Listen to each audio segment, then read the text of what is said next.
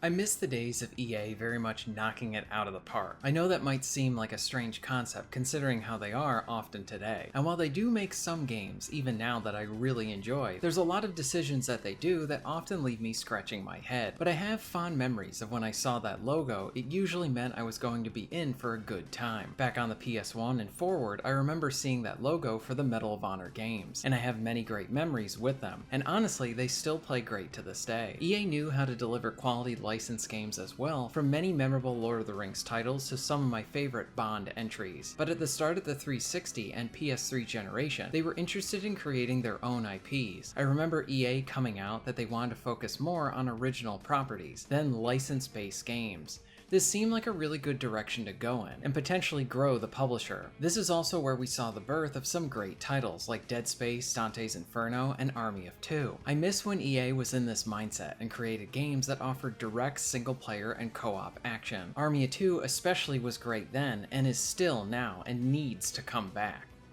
Ooh, does that feel good?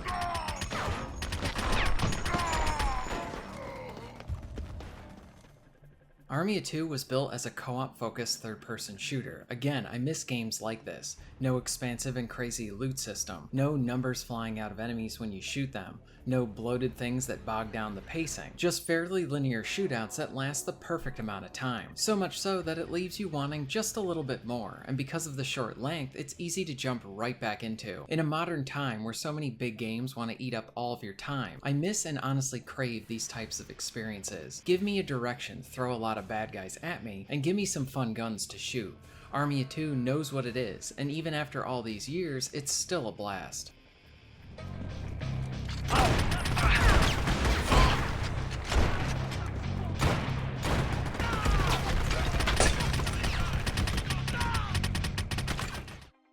Army of Two features a really cool system that helps to keep each shootout engaging. So there is an aggro system. Essentially, the more you draw the attention of the enemy, the more they will be focused on you and not your partner. This is where Army of Two brings out its tactical side. The game even lets you go into a supercharged state at times if you take on a lot of aggro. This means that each of the shootouts that you participate in can play out just a bit differently depending on how you do them. For example, you can have one player be armed with weapons that take on more aggro, and another that might take on less, meaning you can have one player take on the full attention of the enemies, and the other can attack from the sides and help pick everyone off. Or the player with less aggro can take advantage and complete some of the objectives, while not worrying about having to contend with all of the gunmen. There's a lot of ways to mix and match this, along with experimenting with different tactics, to best use the system to help you succeed. This means you can have one player be all focused on going loud, with the other being more silent.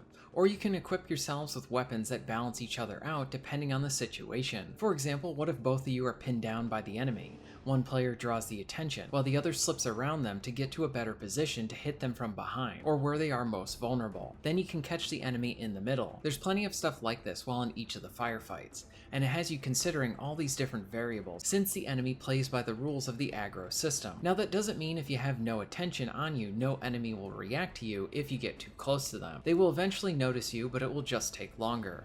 The more you play and experiment, the more you'll be able to read and understand everyone's reactions better. Another cool feature was how completing objectives and finding additional stashes would net you with cash. The cash can be used for various upgrades to better your armor, more guns, weapon enhancements, and even skills. The customization is not extensive, but it provides enough to keep you wanting to unlock everything, along with toying around with the stats of your weapons. For example, is it worth it to attach a 100-round magazine? You'll need to consider the trade-offs as well. Like I said, it's a linear game, but you won't unlock everything by the time you beat it once. So with how the action can change on the fly with the use of the aggro, and the stuff you can unlock, you have plenty to keep you coming back for a while. This game put co-op front and center, but with that even being said, it did provide a good single-player option, and smartly, this really didn't feel like a tacked-on element. Now, you wouldn't be able to do everything the same as if you were playing with a real person, but the developers did provide options so that a solo player could still really enjoy it. I really like that you have a minicam to get more information on your friendly AI, along with being able to issue commands. These even range from telling them to hold different positions, along with drawing in more attention. So even in solo, you can take advantage of the aggro system. Story-wise, it is enjoyable popcorn entertainment. What I think really makes the narrative good is the camaraderie between Salem and Rios. close. They tease each other and at times bicker like an old married couple. You can feel the history between the two, and it greatly lifts the narrative up. Plus, there's some really good gems thrown in with some of the cutscenes that honestly still make me laugh to this day. You all right, sir? I'll be all right, but we got a real situation here. This ship's loaded up with stolen nuclear warheads. They're controlling the ship and they've booby-trapped the engine room. Try and get in there, and she'll blow quicker than a Thai hooker. And we're on a collision course for downtown Manila. Army of Two holds up really well, and sadly the modern options to play this game are rather limited. There isn't a way to buy this for your PS4 and 5, but you can play it on your Xbox consoles, and it is even featured on Game Pass as EA Play is bundled in. But like many of EA's decisions, it is a bit odd. So they have the first Army of Two available. They do not have the option for both of the sequels. The first game might be my personal favorite. The gunplay feels tighter in 2, and I even enjoyed 3, even though the story treats the historical characters pretty poorly. But if EA opted to have the first game available through backwards compatibility, why not have the other 2 there as well? This just means that EA should do a trilogy remastered collection for these games.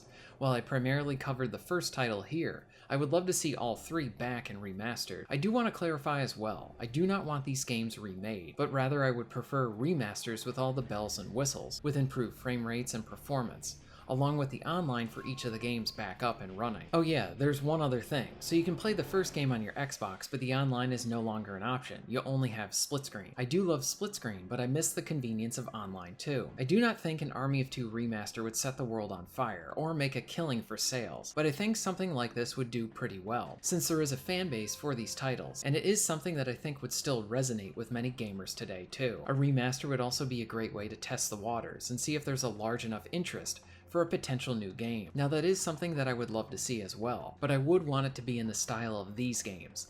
So I would ask EA to consider to remaster these titles, provide those performance options, tighten up the controls and spots, package in all the prior DLC, and maybe throw in some extra content or stuff that was left on the cutting room floor, and especially release them on PC, since none of these games ever made it to that platform. This might just be a pipe dream from a fan, but I love Army of Two and I miss it. Have you played any of the Army of Two games?